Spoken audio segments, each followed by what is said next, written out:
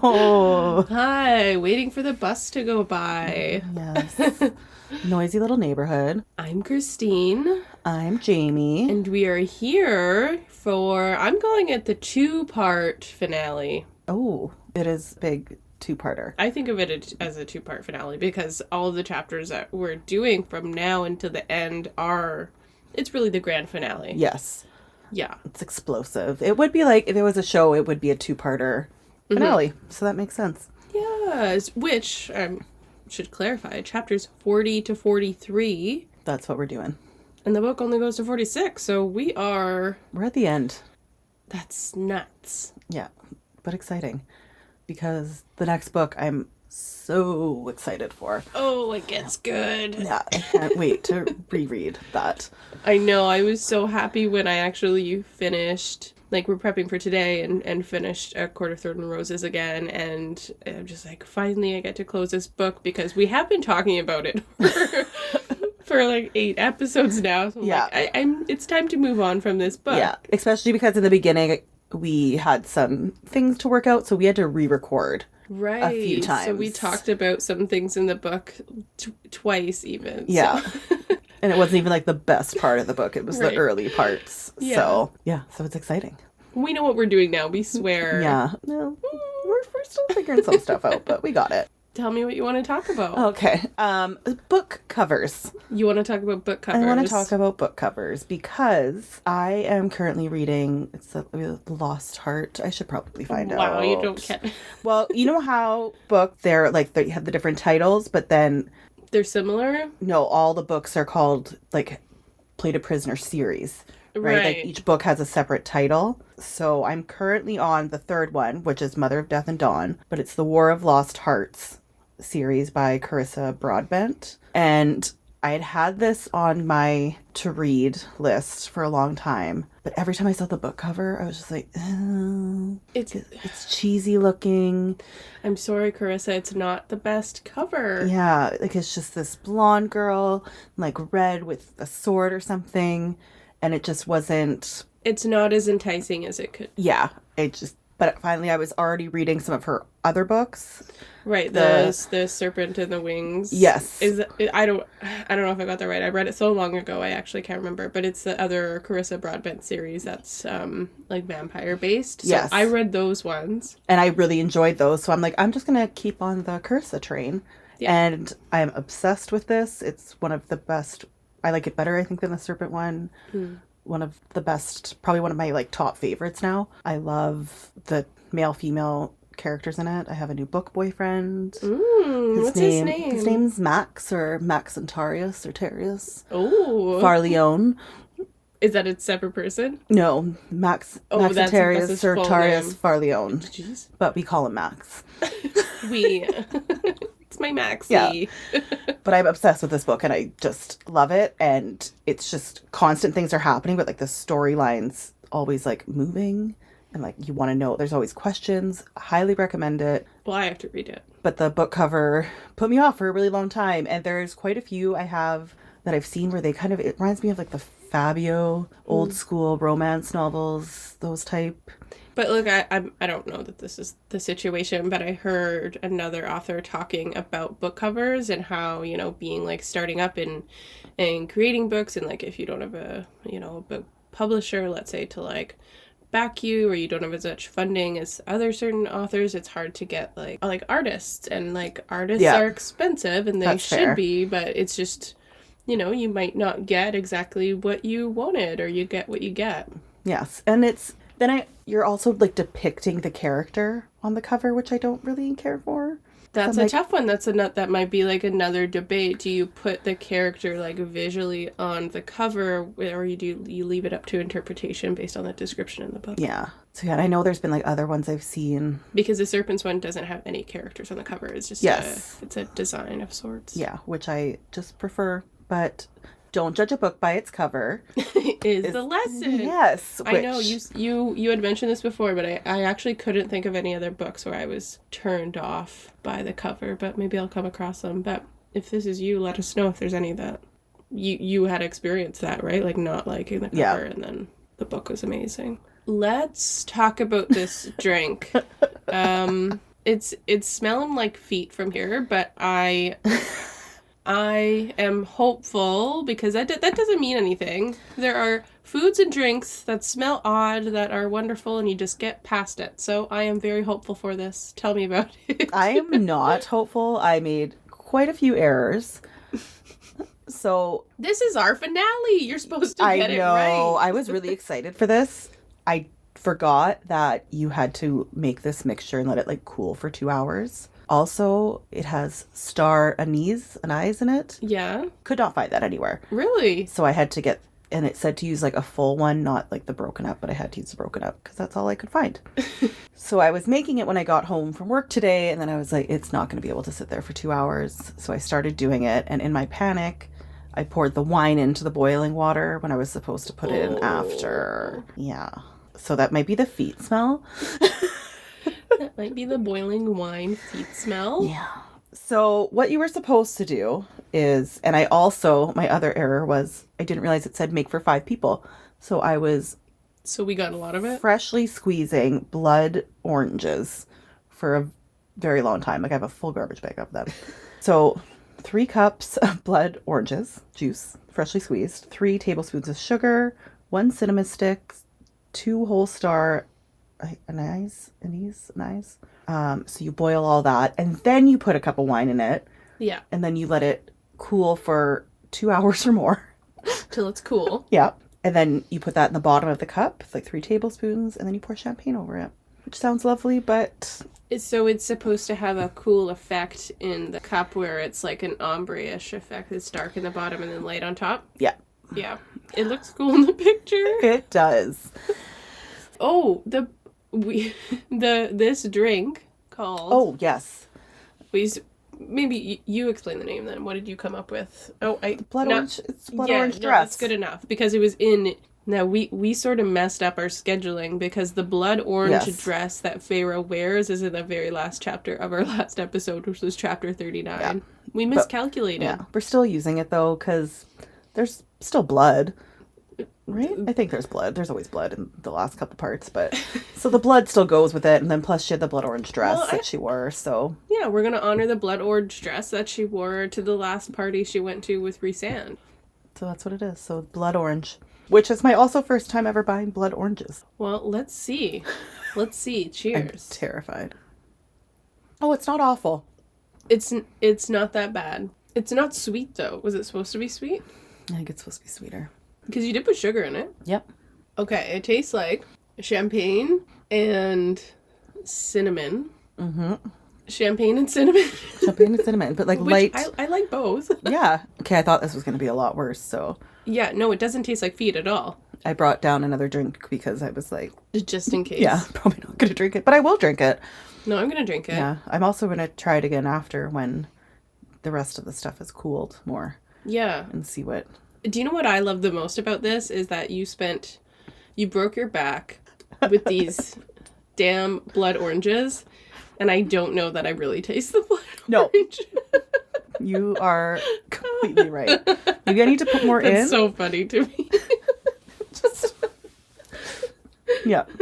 Freshly squeezing all the blood oranges and... Yeah. I like the flavor, though. Like, it's like spiced champagne. Mm-hmm. That's actually what it was originally called, spiced blood oranges. Oh, okay. Yeah. Well, there you go. You got it. Yeah. Okay. Look, I'll tell you this. There's been worse. Very true. What's your rating? 5. 5. Oh, okay. My rating system is so screwed up because I gave the espresso martini a 4.7, which does not do it justice. So now just know this when I give it the rating that my rating system is screwed up. I'm gonna give this a 3.8. Okay. But if I moved up all my ratings, I would be with you on the 5. Okay. I just have to move all my rating scales up, you know? I'm excited to see if you ever get a 10. Just from your rating scale. I have to readjust everything. Next season. Yeah, when we start fresh. Yeah, we'll do it. Oh. Okay.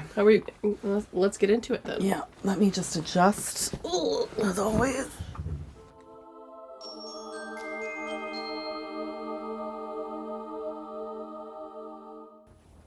When we left off, Rhysand had just killed the summer court fellow. He did.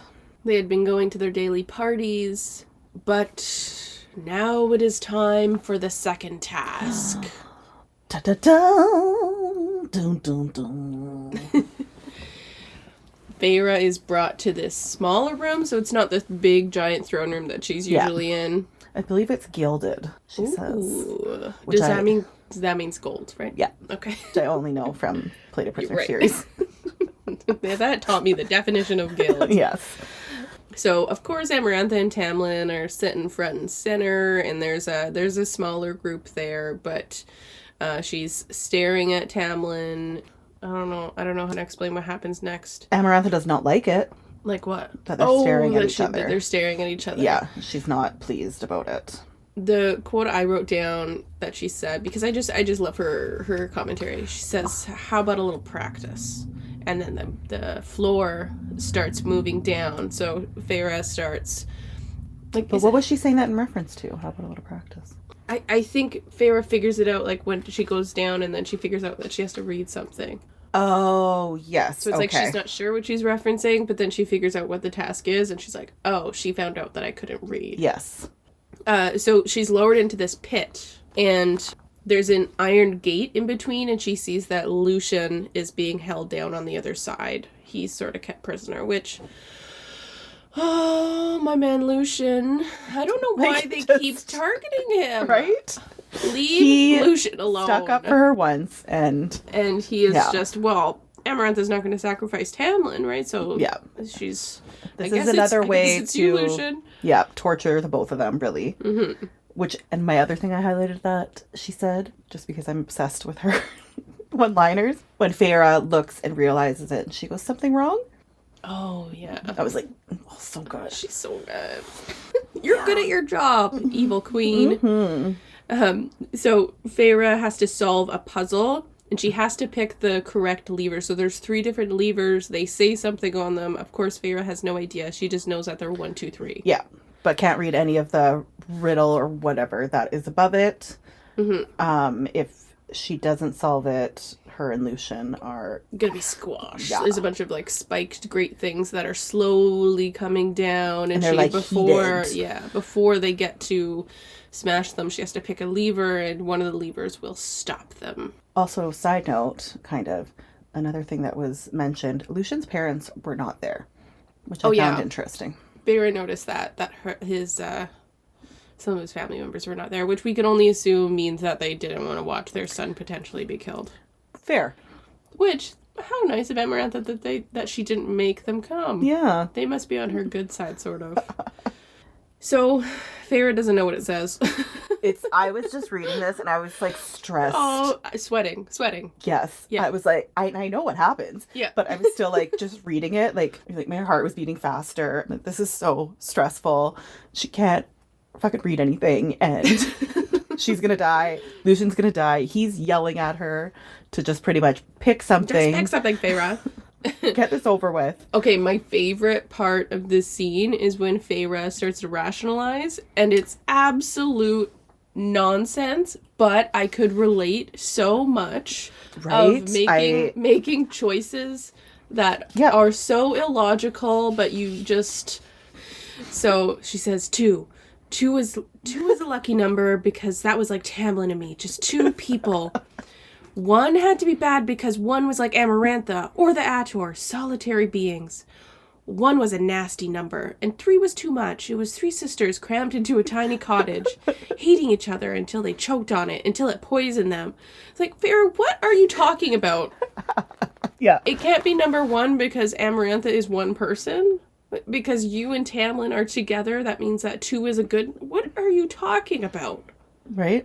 Which I also, when she finally picks the right number, I was like, oh, look what it ended up being. Maybe that wasn't so bad. Spoiler alert, it wasn't 2. Which she was so convinced that it was her. That's what her logic brought her to, and it was not correct. I did really enjoy that part, though. I'm like, but I feel like I do things like that. I'm like, I'll pick this because, and it makes no sense. There's nothing that lines it up at all. Oh my gosh. So she reaches for the second lever. She's like, yeah, that makes sense. I picked two. It's the wrong one, and she knows this because her hand burns. It gets really hot. Now, that isn't because Amarantha is helping her out. It's because Rhysand is helping her out. Yes, through the tattoo, through their bond or whatever it is. So he's making it hot so she doesn't pull that lever. She also tries the first one. Same thing happens. She tries the third, and there's no pain. There's no heat coming from her hand. So she, has to just do it. I guess trust Rhysand that he's helping her out. And I think she looks up at him, and his face is just neutral, like nothing. Yeah, but she has to assume it's him because it's coming from. Yeah, the eye. Where else would it be coming from, right? So she does it. She pulls it. And it works. Mm-hmm. Yay. Lucian's free, and the spikes are just above her head. And this is an agonizing scene because she just collapses. This is she's hit a breaking point. Yes. I also love this part at the same time. Yes. Just because Rhysand then pulls her up out of it. He talks to her in her head as he can, right? He can go into other people's minds. So he talks her through what to do. Don't let her see you cry. Put your hands at your sides and stand up. Stand, don't give her the satisfaction of seeing you break. And so obviously she does that. And then he says, good. Stare her down, no tears. Wait until you're back in your cell. And so she just continues, does that. And then he says, count to 10. Don't look at Tamlin, just stare at her. And she listens to him as he's saying that. He says, good girl, which I love. Always love in any of these books. Yes. any chance to be called that. Now walk away, turn on your heel. Good. Walk towards the door. Keep your chin high. Let the crowd part. One step after another. It's just he held her up. Yeah. Because she was going to just break down, and that's exactly what Amarantha wants to see. For him to hold her up in that moment when he really doesn't have to. He doesn't need to step in that moment. I just loved it. And just for reference, that's a really good approach for anyone that's overwhelmed, is giving short, direct directions or instructions. Oh. Right? Just a little therapist side note. Yeah. Well, I wouldn't have known that. Mm-hmm. I just learned that from the book and from you. Well, there you go. Rhysand knows what he's doing. Mm-hmm. But she finally gets to her cell and she just collapses. She just can't stop crying, and after hours of crying. Well, I want to add why she's crying too. Yeah. This was a really, really important part. She said, I'm crying for myself, for Tamlin, for the fact that I should be dead but somehow survived, everything I lost, every injury ever received, every wound, physical or otherwise, for that trivial part of me once full of color and light, now hollow and dark and empty. Everything that she had been holding inside, she is releasing it. Yeah. Because she can't hold it in anymore. Well, and I think also it took something that she, we know that she's self-conscious about, that she can't read. And it was almost the death of her, because that's always, when she was with Tamlin back at the Spring Court, that was a big thing with them as well. So I think that just, it hit her hard. And Rhysand shows up. He's back. He said tears are unnecessary. Still weeping. He's an asshole at this point, right? It's confusing. It's okay, you just helped her and you just did all these things. Did so good, and then you come in and you're tears are unnecessary. And then she wept harder, and then he laughed. What? Yeah, what is going... Pick a personality. Pick a lane. And he licks the tears from her face. Right? Which was a bit sensual, but a bit creepy. Into it. Of course. She said that was disgusting, and he says, was it? Beneath all your pride and stubbornness, I could have sworn I detected something that felt differently. Ooh, interesting. That is. See, it's not that weird. And I was wondering, too, was that because of the eye, or is that because of, heightened senses that the Fae have? Maybe both, I'm probably not sure. A mix of both, but could tell that she wasn't...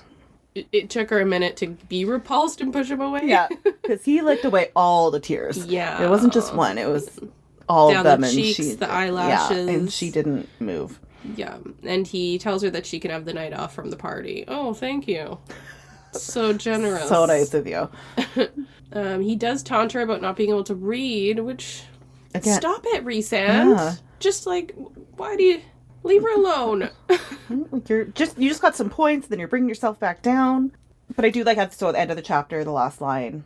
It took me a long while to realize that Rhysand, whether he knew it or not, had effectively kept me from shattering completely. Yeah, totally. So he helped in a rude way. Just distracting her and... Oh, see, I took that as also, like, with the task. Like, the things that he had been doing, that he had been helping her all along, that even though there's, like, this assholeness and this, like... Where, like, you don't really like him, but there's still... She sees that he's helping her. Yes. Chapter 41, Feyre is being the Fey shadowy escort women that are in Rhysand's employ are bringing her again to, you know, go get ready for the party kind of thing, and they come across the ACOTAR, and they need to hide. So they hide with the help of their shadows behind some tapestry, and they overhear this really important conversation. Now, Jamie... I want you, after this episode, and maybe I should have told you to do this before, but you need to listen to the dramatized adaptation on audiobook. You know, the one that I'm talking about, where they actually, like, have different voices with all the characters. If you haven't listened to that version, go listen to it. It's a little bit weird to listen to it first. Once you get used to it, though, it's really cool, because there's sound effects, and it's like... Oh, I've never done that before with any book. It's like listening to a play. You're listening to it being acted out. Yeah. That's fun. So, but the voice for the ACOTAR and then the random person that he's talking to sound exactly like my Rhysand that I did in the last episode. What does the ACOTAR sound like? I wish I had the... Is the ACOTAR British?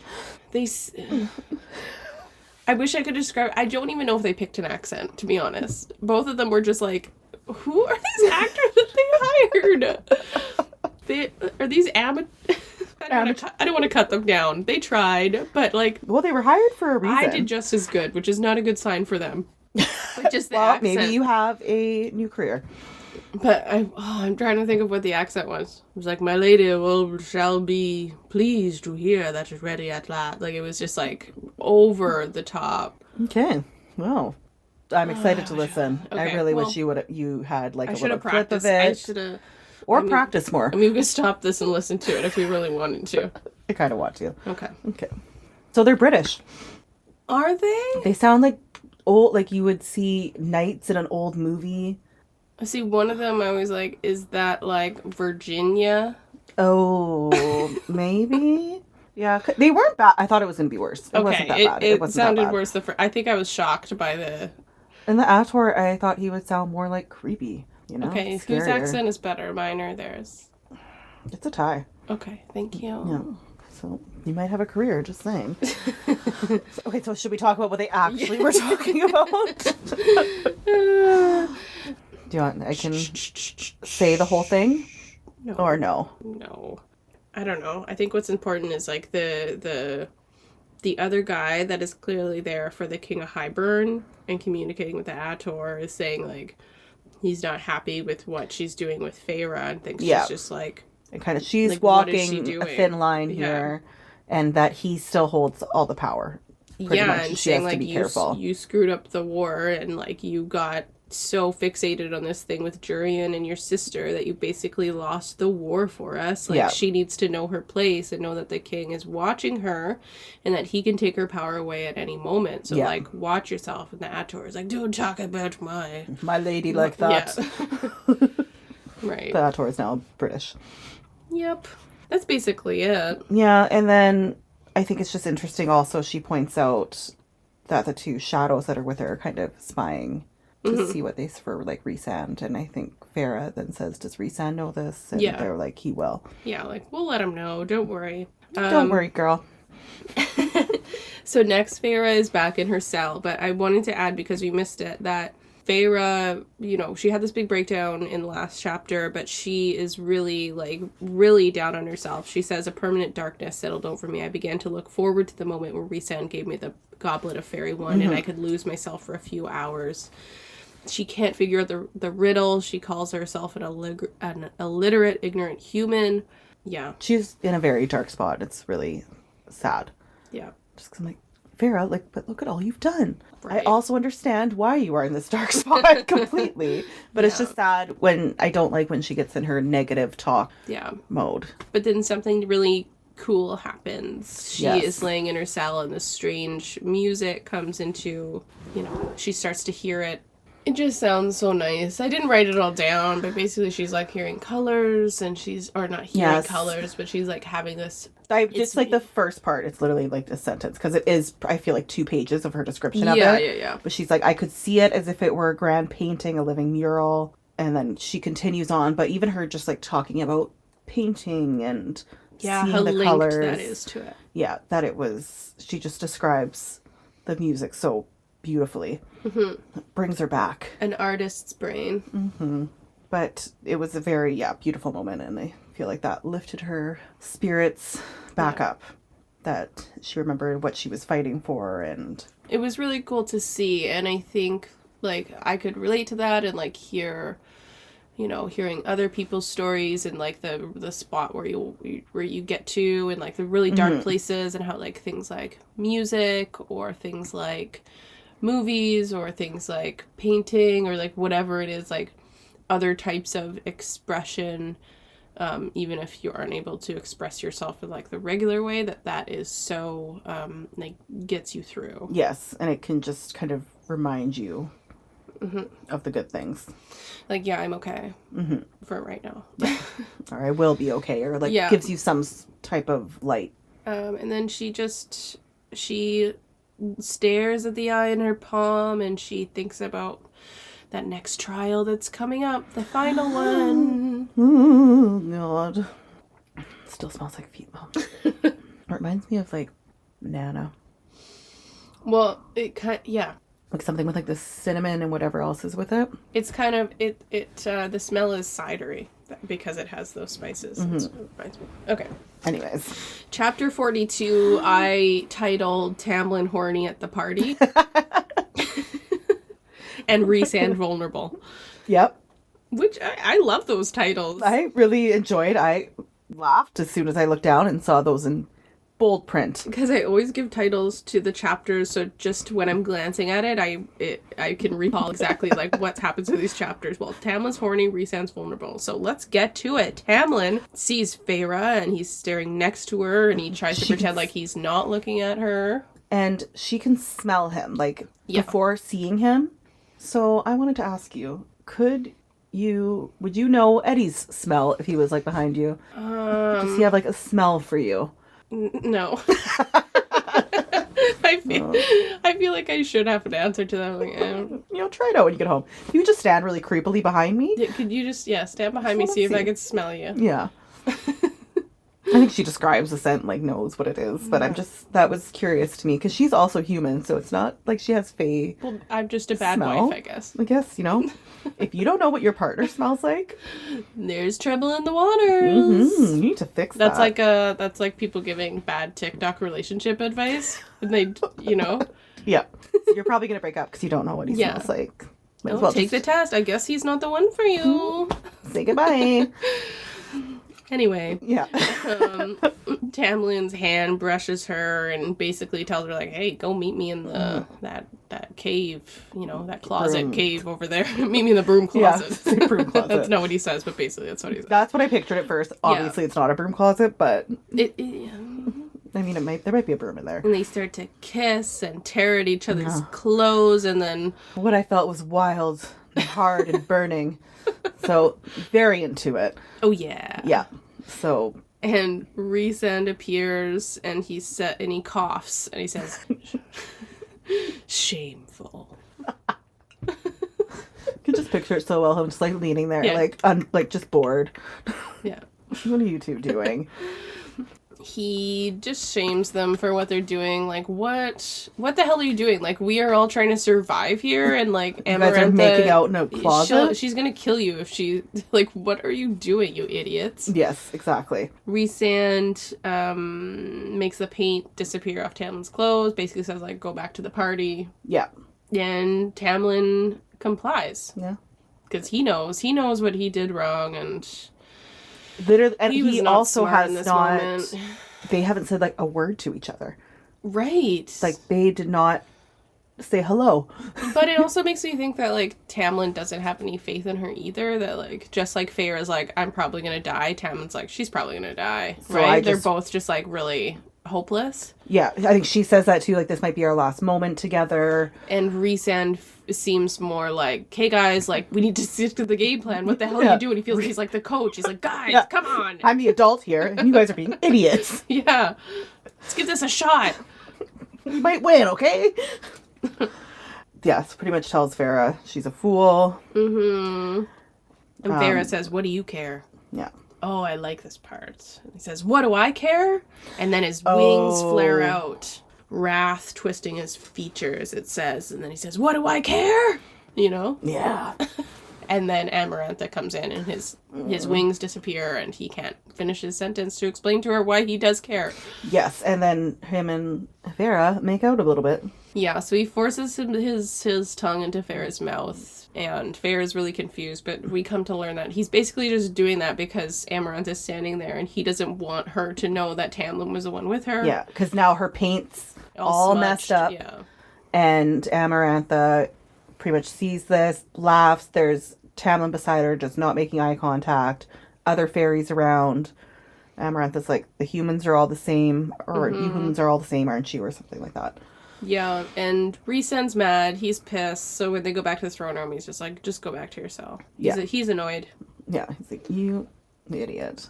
Rhysand gets vulnerable. Yes, but I would also like to mention something, which let me make sure.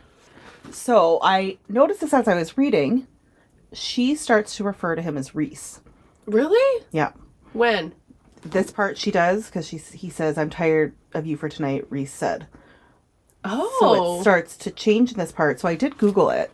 Okay. And I guess the first time she ever says that was when he killed the one fairy. The Summer Court Fairy. Yeah, okay, that's good to know because we've both been trying really hard not to call him Rhys because, like, as these books continue, he starts to be referred to as Rhys. So, yes. Okay, thank God. So we can do that now. Oh my God, I'm so relieved. But I noticed that. I was like, oh, she called him Rhys. And it kind of, as these last chapters go on, she goes back and forth. Okay. So when he's more in, like, that Rhysand, like, asshole mode, she calls him Rhysand. But in other moments, I feel like more vulnerable moments, she refers to him as Rhys. So I think love that. Right? So I think it's just more like you see their friendship or whatever you want to call it, like, developing a bit more. Well, I think that's what's happening in these last chapters, right? Where she's like, okay, wait, you're this asshole and whatever, but then you're helping me, like, and they're also bonding in some ways. Yeah. So, like, it's confusing. Yes. Right, just like we were just confused in that last chapter where we're like, okay, Rhysand, what do you... Pick a lane. Wait, yeah, exactly. Yeah, so when I noticed that, I was like, okay, wait, what? And I started like, looking back, and And here's one of those moments where he has less asshole in it, but and he's sharing with her, so he's like, I just want some peace and quiet. She's like, what are you doing here? And he says, you're the only one I can talk to without any risk. And she's like, okay, don't, if you're gonna insult me, just go. But I think it's still significant that even though he says, like, oh, you're the only option, it is still significant that you are willing to go to her. Yeah. Because there probably are other options, maybe a little bit, but you're not going to those people. There's something about Feyre that you're able to... open up to her and feel that, And he says, the damn bitch is running me ragged.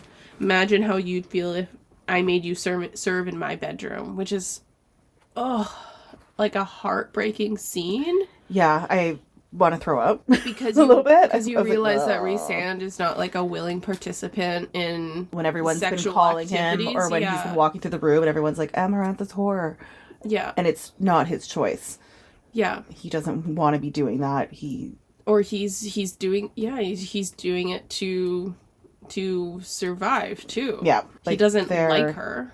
Thank God. He does. Like I said, he, like, goes between, like, asshole and you're like, oh, because he also was talking about it, like, oh, you don't think I wanted to, like, touch you or that I would take a human girl to bed. The only reason I'm not doing it is because I don't want Tamlin mad. And he's kind of like, well, or you don't want to do it because that's...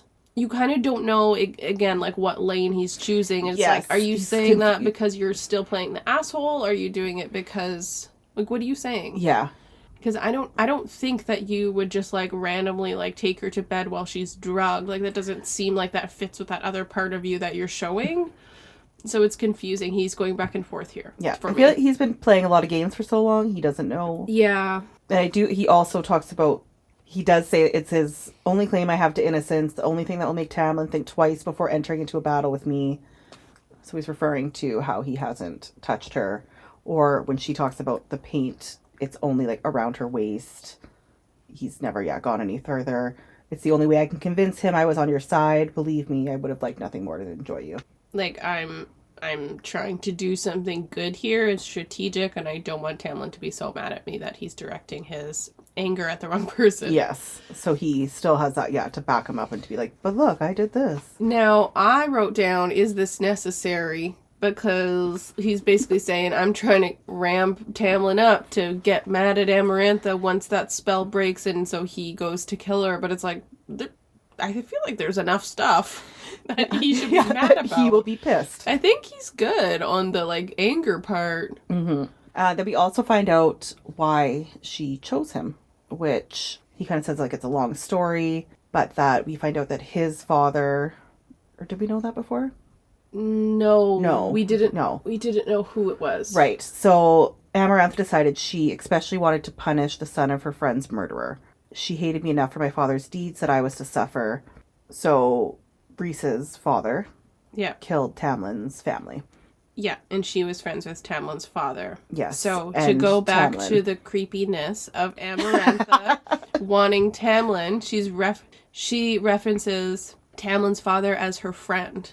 It's like, you know, that it just adds to my side of the the opinion, you know, as you know what I mean? It's weird. It's just a really weird Tamlin's dad was your... Well, look, and this just speaks to Amarantha's fucked upness, is that Tamlin's dad was your friend, and yet you are torturing him and keeping him captive and trying to blackmail him into being your lover. Well, she's clearly not on the sanest side, so in her mind, like, that probably makes sense.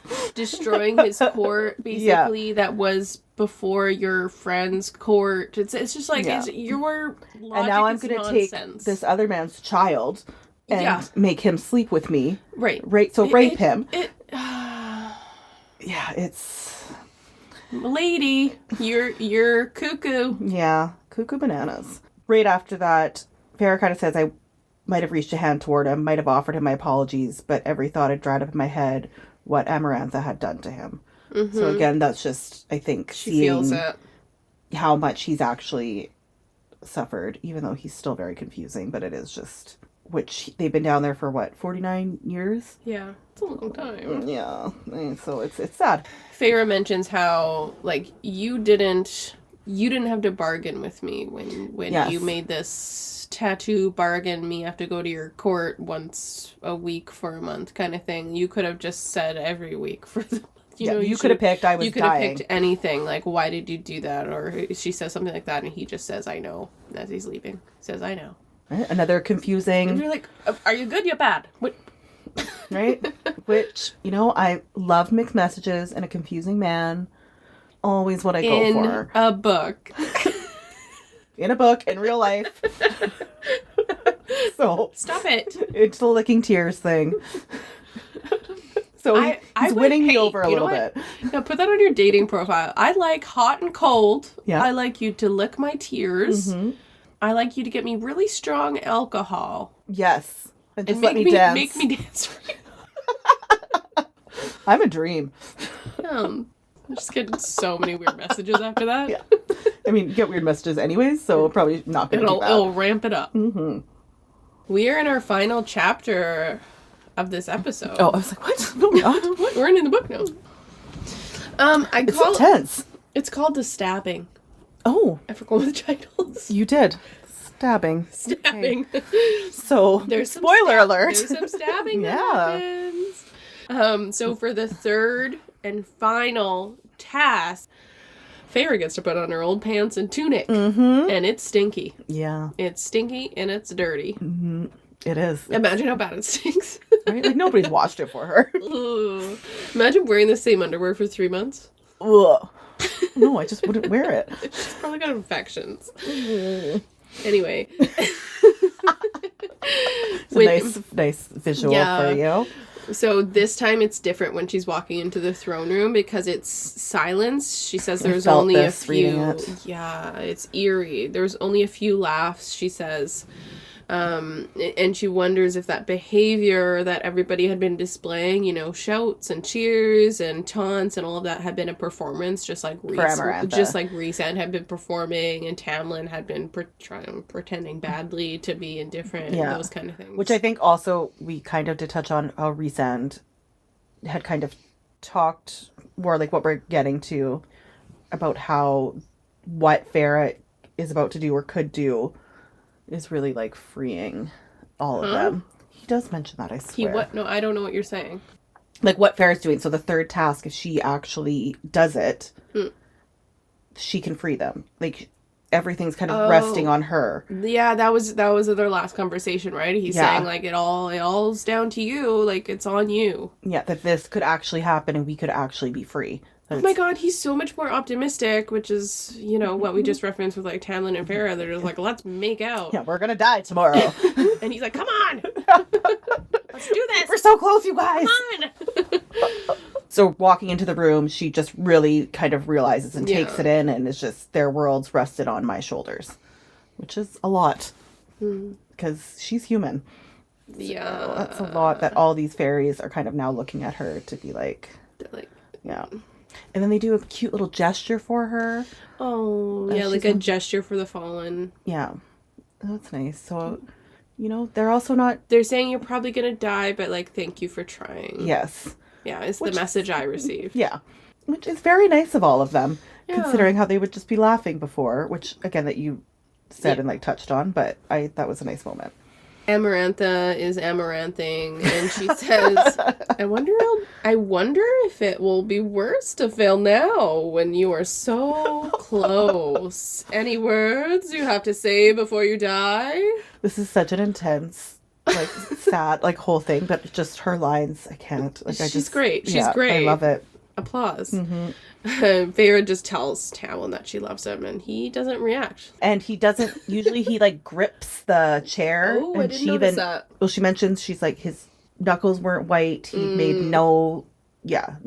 Different. She pours her heart out, and then just nothing. So she's like, "You didn't solve the riddle," and Farrah's like, doesn't say anything. She's no, like, I was busy getting drunk. So the guards bring in 3 fairies with sacks on their heads, and they are forced to kneel in front of Farrah. There's 3 pillows that are brought in that have ash daggers resting on them, so we can assume someone's gonna get stabbed, and it's gonna be the 3 fairies with a hood over their head. Stabby time. And that's the final challenge, is stab these innocent fairies in the heart. And so, which Amarantha says, once she realizes or says the stabbing part, that they're innocent, not that it should matter to you. Since it wasn't a concern the day you killed Tamlin's poor sentinel, and it wasn't a concern for dear Jurian when he butchered my sister. But if it's a problem, well, you can always refuse. Of course, I'll take your life in exchange, but a bargain's a bargain. She's a bitter lady. Bitter bitch. Yeah. Can I get a shirt that says bitter bitch? You can. Amarantha's crony. Oh, on the back. Oh, I want to write that down. Write down my ideas. If you just want, like, let's just do full Amarantha merch. Yeah, like, I want an Amarantha. Amarantha's crony t-shirt? It's something with... So the first the first victim is a young fae boy, youth, whatever you call it. It's kind of, it's such a tough decision to make, because she's like, okay, it's not only Tamlin's life, but it's like the life of all of these people that are going to be trapped, and people are being killed. It's not just like they'll be trapped. Like, you think of those, like, Winter Court kids that were killed, like, just so flippantly. Or Alice, like, and her nephews. And... Right. Those people get to survive if she just kills these 3 people. Yeah, so 3 lives in exchange for everyone's freedom. And so she does it. Even though, he's begging for his life. It's like, please, so please. Sad. And she just has to, like, separate herself from it and just do it, and she does. And then she goes on to the second hooded person, and it's a young female, and she doesn't really say anything. She just does the prayer. Yes, and I think, and she also, knows. she's looking She at her like, I knows. know you need to do this. Yeah. I know why you're doing it. I don't want it to happen, but like... Yeah. And so she does the same thing, and then we get to the third, and when the hood is pulled off... Oh my god. It's Tam Tam! Tab, what are you doing down here? You're supposed to be up there. Wait. What? Oh, and then she looks beside Amarantha, and it was actually the ACOTAR sitting there the whole time. It wasn't Tamlin sitting there. Yeah, which is why he gave no response. Yeah. So, there is a decision to make. Does she kill Tamlin, or does she save his court? Or does she kill herself? Right. What? I also just want to say in line that I liked. Okay. This was, I believe, between the first and the second fairy being killed. So she says, like, in her mind, clearly, kill a fairy, fall in love with a fairy, then be forced to kill a fairy to keep that love. It was brilliant and cruel, and she knew it. I just enjoyed that. Where she gave Amaranth the credit. Oh, she's so smart. Right? I mean, this is awful, and I'm being tortured, but you're a genius. I'll go back for a minute, too, because there was a point also when Feyre was in her cell at one point where she was, like, empathetic towards Amarantha. Where she was like, oh, if this was Nesta and Elaine that this happened to, just like her sister Clythia, who knows what I would have done. Yeah. I can see this. Like, Feyre, stop it. Stop being so understanding. You would have done you of course would never do all of this. No. This is... Hold all these people captive. Stop it. Just stop it. At some point, the empathy has to... Yeah. She is beyond empathizing with. Anyway. So, yeah, so it's Tamlin. Third person. Da, da, da. So, she starts to think about Alice's advice. Hey, Alice. Hey, girl. Miss you. Yeah, you're back, and your advice was good. It's literally saved her this entire time. So, she's trying to take Alice's advice to listen what was between the lines that I didn't know. And so she starts to think about the part of the curse that wasn't revealed, like... So she's thinking about the Ador when it was in the garden, and how Tamlin let her hide in a bush while he was talking to the Ador, and then brought him like closer to where she was. Or when her and Lucian were in the dining hall, but he left the door open. Yeah, just so let her even though they can hear sound really well, they knew she was coming, and they let her hear her. So he was trying to tell her these things the best way that he could, without breaking the curse that was on them. Yeah, she also thinks, like, Amarantha wouldn't want Tamlin dead, so this doesn't really make sense, because she remembers the Ador saying, "Milady makes no bargains that are not advantageous to her." Mm-hmm. Right? Yeah. She makes no sense. So why would she put him in this place? Yeah. So in the dining room conversation between Tamlin and Lucian, she remembers Lucian saying that he has a heart of stone, and that the Ador in the garden used that same phrase, that he has a heart of stone. Yes. And she remembers that when she held Tamlin, he didn't have a heartbeat. Mm-hmm. Like, it's all adding up. And I just remember reading this, I was just like, what? I would not have gotten this. No, I would not have put that together. But she did, because that's how Feyre rolls. That's pretty much how she's just smarter than us? Yeah. She's able to, in those situations, pause and just put things together. Mm-hmm. And again, how we've already gone over, that would not be us. So she lifts the dagger and she stabs him. But as she's approaching him, she's like, I hope this is the right decision. Yeah. That's not a quote, but... She also kind of says and realizes that was how she controlled him in his magic, how she controlled all the High Lords, was through that. No? The heart? Yeah. Okay. Well, dominating, leashing them. I don't know. That was something that I wrote down. I said, my note literally says, I don't get it. Why does this part need to be a secret? Did Amarantha predict that the trials were going to happen, and Feyre didn't need to know about the stone heart? Like, why was that kept a secret? Maybe just that they couldn't talk about how they were being controlled. Okay, or that makes more sense. I feel like that. I didn't understand how. Yeah. Okay. But yeah, so she just says, "I love you," and stabs him. But she's unsure, but then she sees a faint smile on Tamlin's lips, so that gives her the reassurance before she says, "I love you." Like, he's like, "You got it." Yeah. You stab me. Do it. You stab me, honey.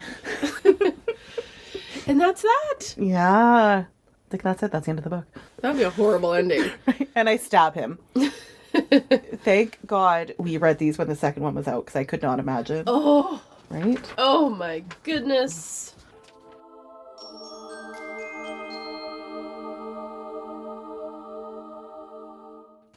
Casting call. Who are we casting? No one. Okay, I was like... Unless... Oh! Do your casting call, because I want to talk about one. Casting call! Casting call!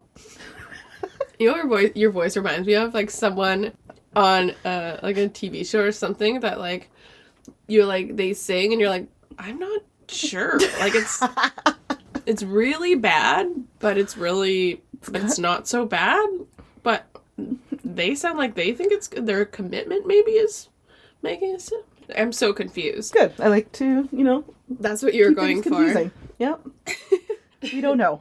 I did think of some other options for Amarantha, and I just wanted to run them by you. I'm not like 100% on them. They're just like thoughts. Okay. So I'm going to give you my second first. Idina Menzel. Oh. Or as John Travolta, what did he say? Idina Menzel. Oh, Adele Dazeem. What? Oh, Adele Dazeem. Anyway, Adele Dazeem is... What do you think about that one? No. Why not?